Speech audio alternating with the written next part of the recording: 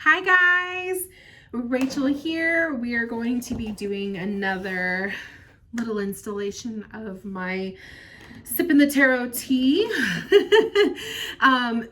So if you guys are new here, I know I had a recent influx of subscribers, which thank you, and thank you for being here.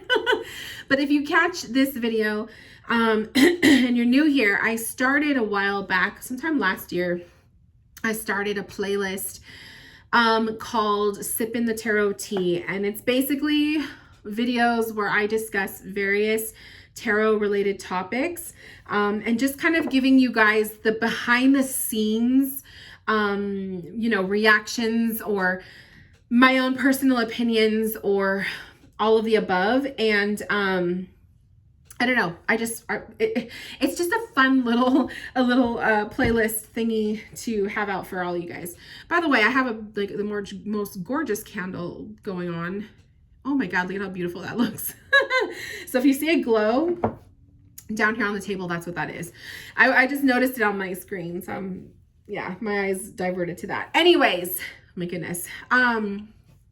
So we're going to be talking about that. So today's discussion is going to be, how do I want to label this? Like, what am I going to call this? Your peers are not your clients. I think that's what I'm going to label it as. So I got this idea from my hubby, and this was actually something that we were talking about this morning. When we wake up in the morning, and we're just, having pillow talk. This was actually a topic that we were talking about, and I was kind of sharing with him my opinions and stuff, because we were talking about followers and follower count and losing followers and new clients and all of this stuff. And I don't even know how we got on the topic, but we just did. So my opinion is short and sweet, is your peers are not your clients. And this was something that I had to realize within my own time, because for the longest time, you guys, on my tarot journey, I really immersed myself in the tarot communities on Tumblr. For a fact, I was heavy in the tarot community hashtag on Tumblr.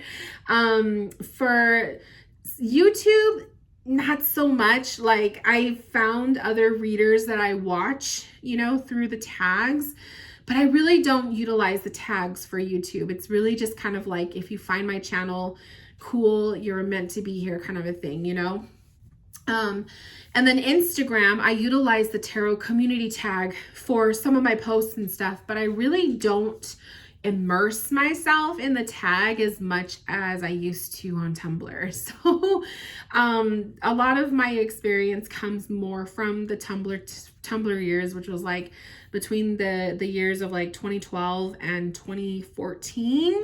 I was on Tumblr heavily. And then Instagram from the end of 2014 or 2015 on to now. So yeah.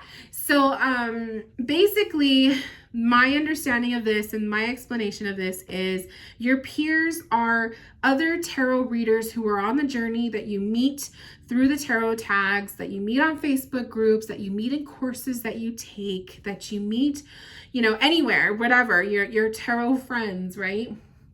And as a reader, as a professional tarot reader, you start to get familiar with other readers in the community, depending on kind of what niche that you kind of fall in, right?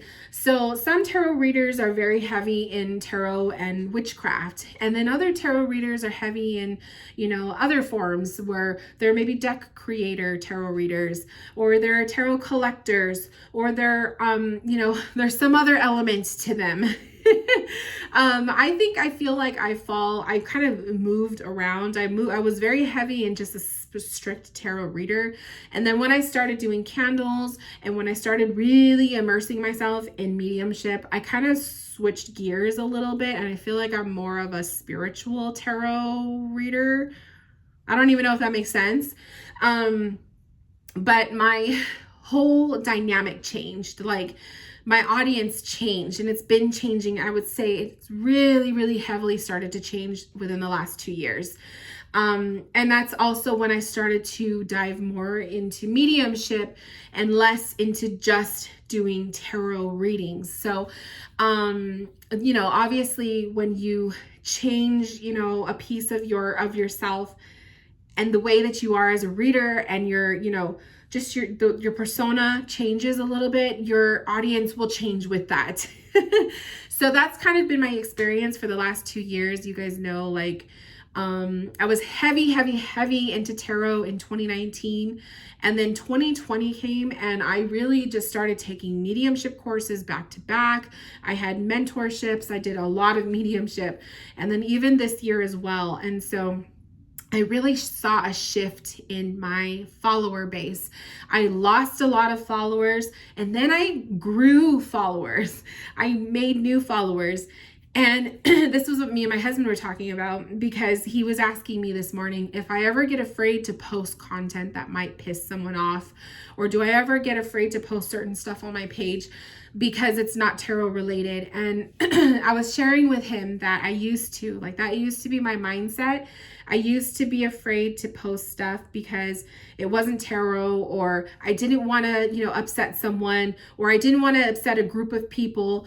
And then I realized very, very, very early on that I cannot make everybody happy. I can barely keep myself happy 100% of the time.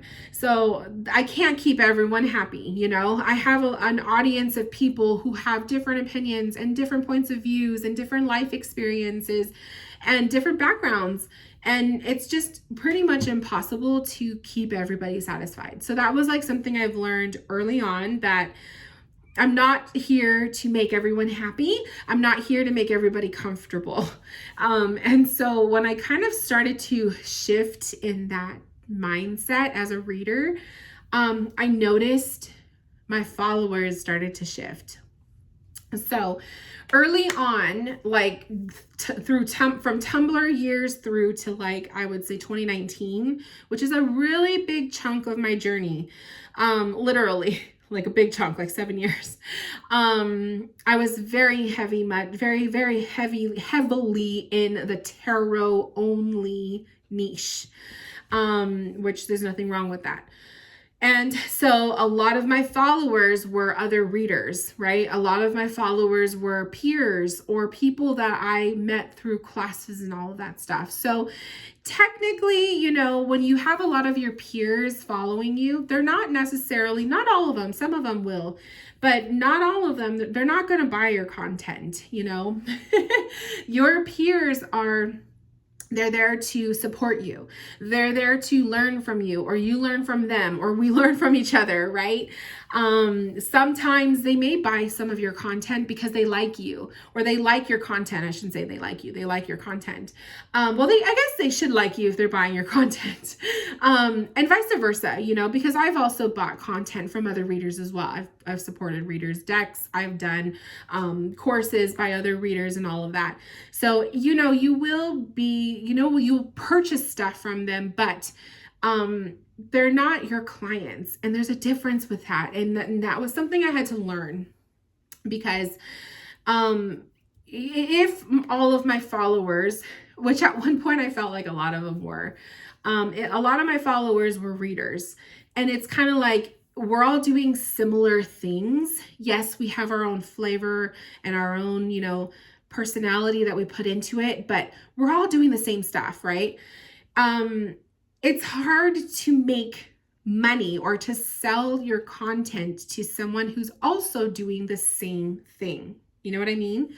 So there was a while, I remember there was a time where I would put out content and I just felt wow, I'm not getting that many bites, or what's going on here, and then I realized, my content was being looked at, and people were liking my posts or stuff, but no one was biting it. And I realized it's because I was speaking to the choir. I think that's the right way that I think that's the right way to use that quote. My goodness.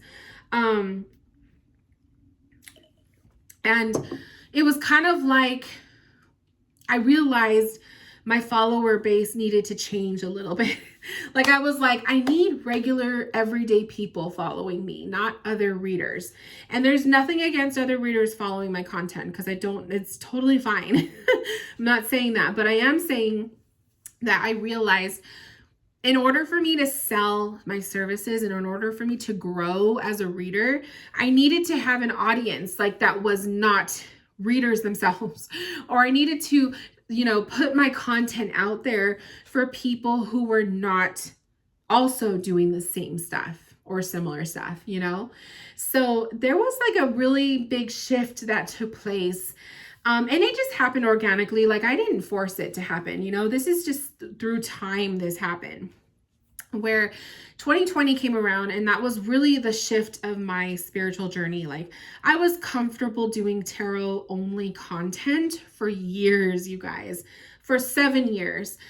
And then 2020 came, and mediumship was always like on the back of my mind, but it was never something that I like did 100%, And I don't know, something about 2020 happened. One of my friends, she had told me about one of her mentors was hosting classes, and these classes were only like $44, and it was like a 5-hour class. And I was like, that's a steal. Like that's a deal, right? And so I signed up. We both did classes. Her and I were like doing all of these mediumship classes together. And that was like the beginning of my 2020. And then that turned into mediumship stuff and mentorships and other courses and taking on this and this and this. And it grew. And then my content started to change on my Instagram. I was posting or reblogging or reposting more mediumship content, more spiritual content, and not so much just tarot. So I kind of like was in the tarot box, and then I kind of like opened the box a little bit and I grew. Like I just allowed myself to venture outside of this tarot box that I was stuck in for so many years. And, and then I started the candles. Like the candles took place also in 2020. And, other things, astrology was always like astrology was always there in my business, but not so much like a service, Reiki started taking place this year, and just all these beautiful things. So I saw myself expanding. And then I was taking, opportunities with other readers, to do lives. And so we did a couple lives, and we were doing live readings together, and the followers that they had were seeing me, and people started to follow me that were just average human beings. They were not tarot readers.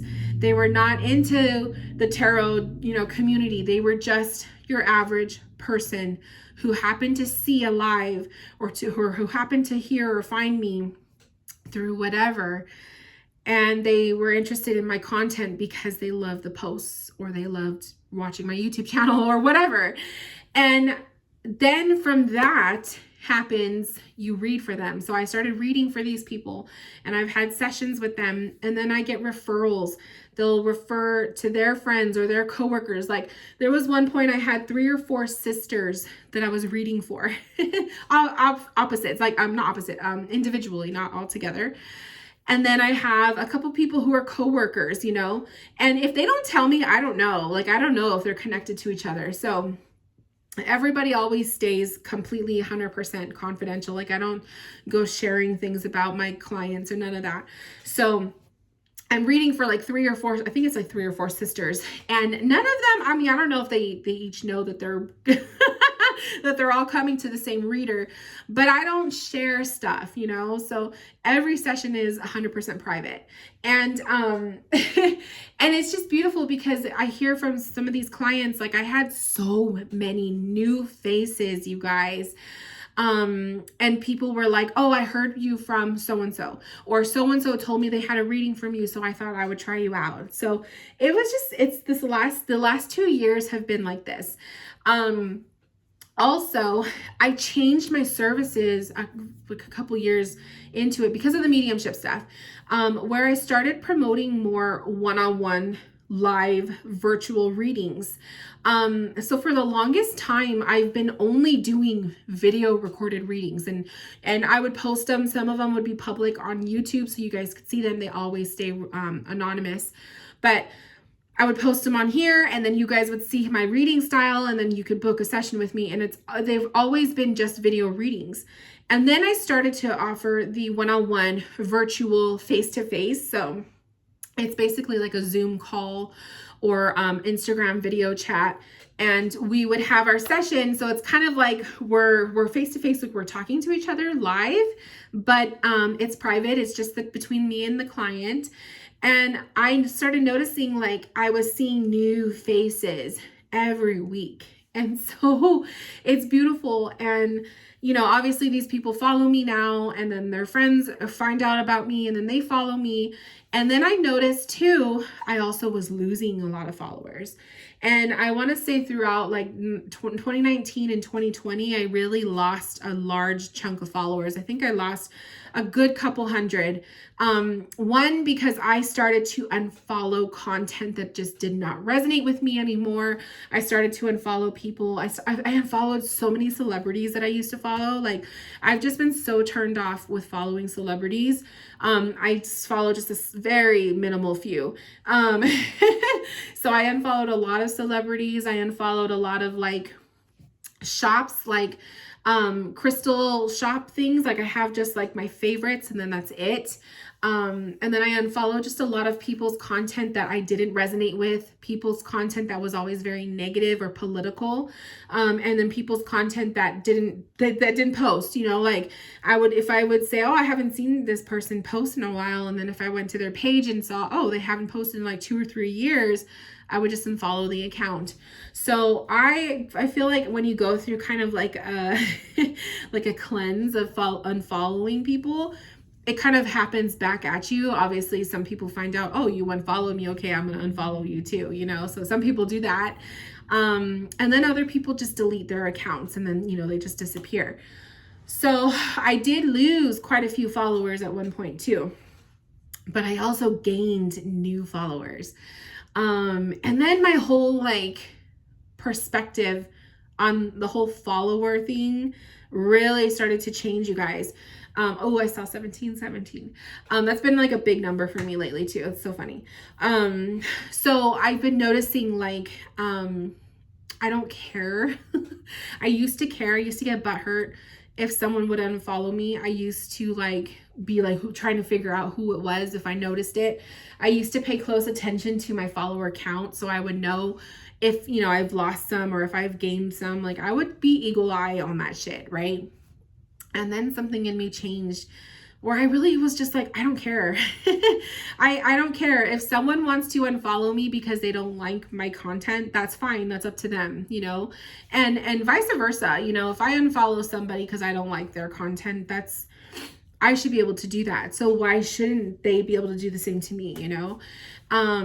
But I realized your peers are not the people that are, you know, treasuring your content. They're usually the ones that are looking at your content for inspiration, to get ideas for their own stuff, to see how you're doing it, to test it out, to, you know what I mean? Or, you know, very few will be supporters in a way of actually buying everything that you're doing.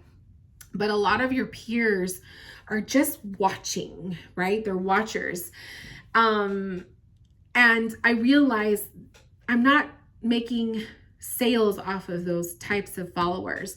So I didn't mind if other readers unfollowed me. It didn't hurt my feelings.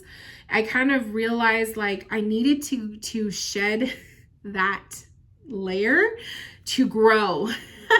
You know what I mean? Like that's the way universe works. You have to give something in order to receive something. You have to give something back, right? So to me, it was kind of like, okay, if I lose a follower here and there, I'm gonna gain something else that I need, something that is more important. So that's the way that I was kind of starting to change my perspective on followers and all of that. What else do I want to say? So now, like where I'm at now, here we are, 2020, May 2020, 2021. Oh my God. And my follower count is kind of like up and down, like it changes a lot. And I noticed that like when I go through who's following me, just briefly, you know, like I'm not going through the whole list, but I see faces and they're just regular human beings. They're not readers. They're not, you know, and I have other content creators that follow me. So I have a lot of candle makers that follow me. I have a lot of crystal shops that follow me. I have jewelry makers that follow me, that kind of stuff. But as far as like tarot readers, I do have, you know, like my main people.